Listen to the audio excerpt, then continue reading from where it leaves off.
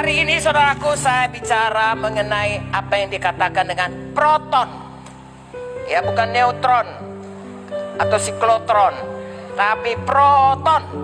Itu bahasa Greka, saudaraku, yang artinya yang terdahulu, yang terpenting, yang paling utama. Ya, yang nomor satu. Haleluya. Nah, itu namanya proton. Jadi hari ini kita bicara mengenai apa yang jadi proton dalam hidup kita. Jadi proton itu apa yang terdahulu, dan itu apa kata firman Tuhan. Haleluya.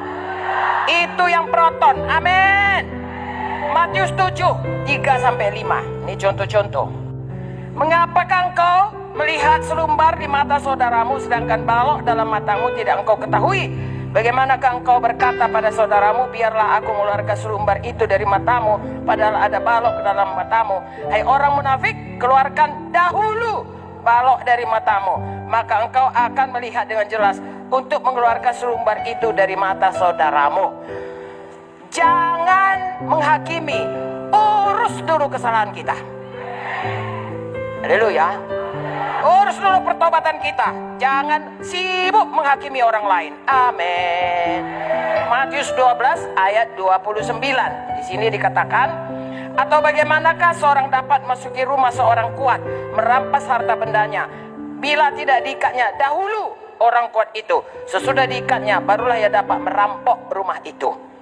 Ini artinya, kalau ada di rumah itu, saudaraku, orang kuat, kalau mau kita merampas rumah itu, ikat dulu orang kuatnya. Proton, ikat orang kuatnya. Itu gambaran setan yang berkuasa dalam hidup kita. Belum kita ikat, belum kita usir, belum kita lepaskan dari diri kita. Nomor satu, selesaikan dulu ikatan-ikatan kita. Bebas dulu.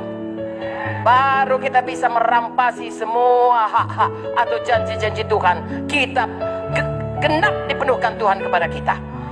Itu sebabnya hari ini firman Tuhan jelas berkata kepada kita, nama Yesus. Dalam nama Yesus, ikat semuanya, usir semuanya, lalu terima semua janji Tuhan. Lukas 14 ayat 31. Ini berapa perkataan mengenai proton. Supaya kita tahu hal-hal yang dahulu harus kita kerjakan dalam hidup ini. Lukas 14 ayat 31. Apakah itu?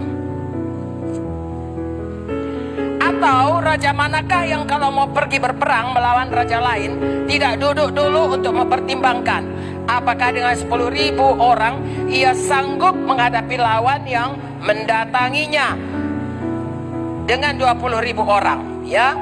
Atau kalau kita baca lagi di atasnya ayat 28, sebab siapakah di antara kamu yang kalau mau mendirikan sebuah menara tidak duduk dahulu membuat anggaran biayanya, kalau cukup uangnya untuk menyelesaikan pekerjaan itu, supaya jika sudah meletakkan dasarnya tidak dapat menyelesaikannya, jangan-jangan semua orang melihatnya mengejek dia sambil berkata, orang itu mau mulai mendirikan tapi tidak sanggup menyelesaikannya. Jangan jadi kepada kita. Jadi kalau mau mendirikan menara, kalau mau berperang, hitung dulu korban apa yang akan dibutuhkan untuk itu. Ya, berapa biaya untuk mendirikan menara? Bagaimana risikonya kalau berperang? Bagaimana korban yang diminta Tuhan? Penyerahan apa yang diminta Tuhan? Kalau saudara berkata, saya mau melayani Tuhan.